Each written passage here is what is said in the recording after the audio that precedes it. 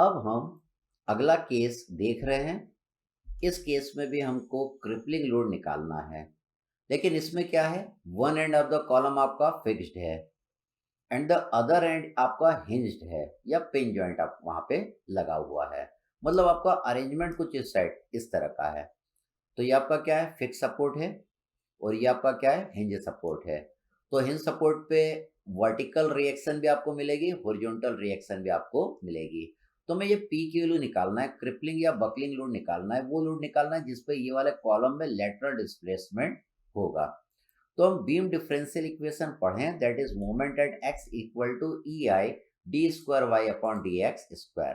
तो देखिए मैं इस पॉइंट पे मोमेंट लूंगा, किसका मोमेंट लूंगा, पी का मोमेंट लूंगा और एच का मोमेंट लूंगा। पी का मोमेंट लेना है तो देखिए मोमेंट क्या होता है, it is the product of force and the perpendicular distance. तो पी का मोमेंट कितना आएगा, पी इंटू वाई आएगा।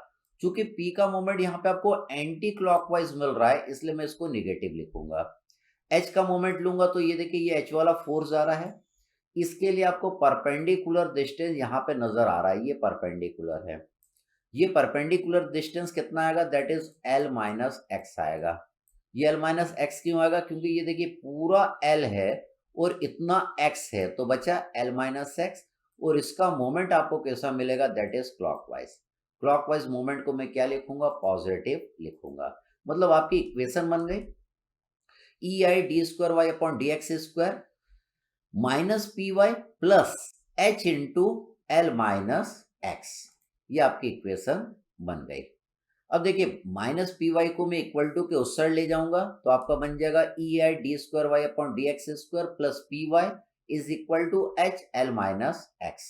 मैं पूरी इक्वेशन को ई आई से डिवाइड कर दूंगा तो आपकी ये डिफरेंशियल इक्वेशन बन जाएगी, D square Y upon D X square plus P divided by E I Y equal to H divided by E I L minus X.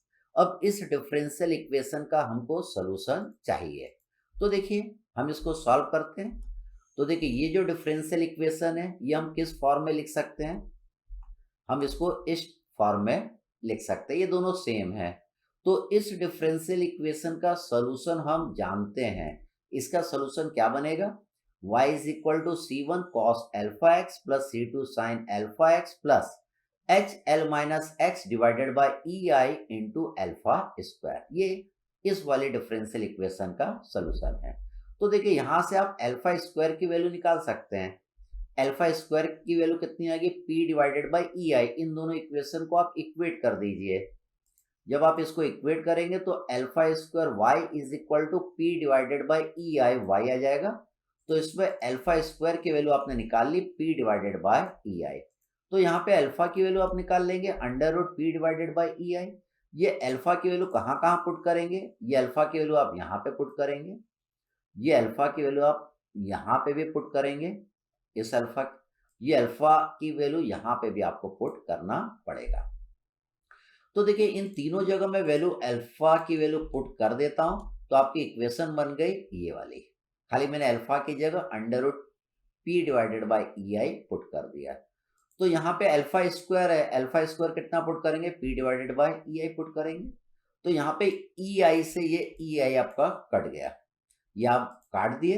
अब ये कटने के बाद हमारी इक्वेशन ये बन जाएगी। तो देखिए इस डिफरेंशियल इक्वेशन का जो सॉल्यूशन है, इस डिफरेंशियल इक्वेशन का जो सॉल्यूशन है वो आपका ये है। तो आपने इसका सॉल्यूशन यहाँ पे लिख दिया। अब हमें C1 और C2 की वैल्यू निकालना है।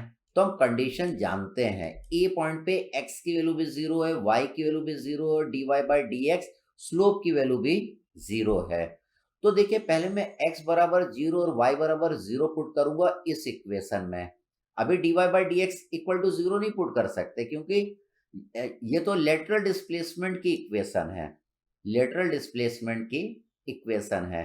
तो जब मैं इसका डिफरेंशिएशन कर दूंगा x के रिस्पेक्ट में, तब dy बाई डी एक्स बराबर 0 पुट करेंगे और x की वैल्यू भी उस समय 0 हम पुट करेंगे। तो इसमें देखिए मैं x 0 और y 0 पुट कर देता हूं तो आपकी इक्वेशन ये बन जाएगी। खाली मैंने x की वैल्यू 0 पुट कर देंगे तो ये पूरी टर्म आपकी 0 हो गई और यहाँ पे भी ये पूरी टर्म आपकी 0 हो गई और ये भी आपका क्या हो गया, 0। तो इक्वेशन आपको ये बचेगी। अब देखिए हम जानते हैं साइन जीरो कितना होता है, जीरो हो जाता है, मतलब ये पूरी टर्म आपकी जीरो हो जाएगी। कॉस जीरो वन होता है, कॉस जीरो वन होता है, मतलब इसको हम क्या लिख सकते हैं, इसको हम लिख सकते हैं, इसको हटा के हम लिखते हैं C1 की वैल्यू निकल के आ जाएगी, that is minus H by P into L. इस इक्वेशन से हमने क्या निकाल लिया, C1 की वैल्यू हमने निकाल ली। अब हमें C2 भी निकालना है, तो हम क्या करेंगे, इस इक्वेशन का डिफरेंशिएशन कर देंगे with respect to x। x के रिस्पेक्ट में करेंगे तो cos इसकी वैल्यू कितनी आ जाएगी, minus sine of this value under root of p divided by EI भी बाहर आ जाएगा। Sine of x under root P divided by E का डिफरेंशिएशन क्या आएगा, that is cos x under root P divided by E I under root P divided by E I. फिर इसका अपन differentiation करेंगे तो आपको कितना बचेगा, आपको खाली माइनस एच बाई पी यहाँ पे बचेगा। तो ये आपका इक्वेशन बनी। ये कैसे बनी, आपने इस इक्वेशन का differentiation with respect to x कर दिया। अब यहाँ पे माइनस में आगे लगा दूंगा, इसको माइनस आगे लगा लूंगा तो आपकी ये वाली इक्वेशन बन जाएगी। अब हमें C2 की वैल्यू निकालना है, हम कंडीशन यहाँ पे पुट करेंगे x बराबर 0 पे dy बाई डी की वैल्यू 0 होगी। तो देखिए dy बाई डी की वैल्यू यहाँ पे मैं 0 कर दूंगा और जहां पे भी x लिखा है उसकी वैल्यू मैं 0 पुट कर दूंगा, तो आपकी ये वाली इक्वेशन यहाँ पे आपकी बन जाएगी।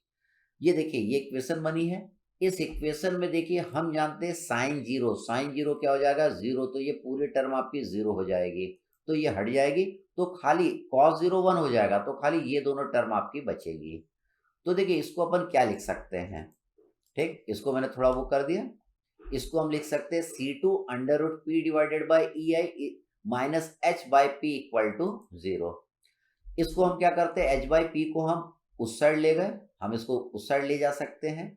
इससे देखिए C2 की वैल्यू आपकी निकल के आ जाएगी, ठीक है। इसको इस वाले टर्म को इससे हम डिवाइड कर देंगे, मतलब C2 के टर्म कितनी आ जाएगी, h divided by p under root EI divided by p। मतलब आपने C2 की वैल्यू भी निकाल ली, आपने C1 की वैल्यू भी निकाल ली। इस वैल्यू को हम क्या करेंगे, इस इक्वेशन में पुट कर देंगे, इन दोनों वैल्यू को हम इस इक्वेशन में पुट कर देंगे। तो देखिए ये C1 की वैल्यू एंड C2 की वैल्यू इस इक्वेशन में मैं पुट कर रहा हूं। तो पहले मैं इसको मिटा देता हूं, ये अपनी इक्वेशन है, यहाँ पे C1 C2 की वैल्यू पुट करना है। तो देखिए मैंने C1 C2 की वैल्यू यहाँ पे पुट कर दी, ये C1 की वैल्यू जो आपने निकाली थी और ये C2 की वैल्यू जो आपने निकाली है यहाँ पे, अब हमने पुट कर दिया। अब हम वापस अपनी कंडीशन लगाएंगे। हमारी कंडीशन क्या है, जब x बराबर l है तब भी y इज इक्वल टू 0 है। x बराबर l पे भी लेटरल डिफ्लेक्शन कितना हो रहा है, 0 हो रहा है। अब यहाँ पे जहां पे भी x है वहां पे मैं l पुट कर दूंगा और y की वैल्यू कितना पुट कर दूंगा, दैट इज 0। तो देखिए l कहाँ कहाँ पुट करेंगे, यहाँ पे l पुट करेंगे, यहाँ पे भी l पुट करेंगे, यहाँ पे l पुट करेंगे, तो l माइनस l कितना हो जाएगा, 0। तो y की वैल्यू कितना पुट करना अपने को, 0 यहाँ पे पुट करना है। तो देखिए यहाँ पे मैंने पुट कर दी वैल्यू, जहां पे भी x था, यहाँ पे भी x था वहां पे l हो गया, यहाँ पे भी x है तो l हो गया, तो ये वाली टर्म आपकी 0 हो जाएगी और y की जगह मैंने 0 यहाँ पे पुट कर दिया। अब देखिए अब मैं क्या करूंगा, ये निगेटिव वैल्यू इक्वल टू को इधर ले जाऊंगा तो ये क्या हो जाएगी आपकी, पॉजिटिव हो जाएगी। तो देखिए यहाँ पे मैं इसको मैंने हटा दिया, इसको देखिएगा l माइनस एल को मैंने 0 कर दिया। अब मैं क्या होगा, निगेटिव वैल्यू दूसरे साइड ले जाऊंगा, इसको पॉजिटिव, दोनों को इक्वल टू के टर्म में ले जाऊंगा। एक साइड साइन वाली टर्म आ गई और एक साइड कॉस वाली टर्म हो गई, है ना। ये जो पूरी वैल्यू है, इस पूरी वैल्यू को मैं इक्वल टू के दूसरे साइड ले गया, ठीक है।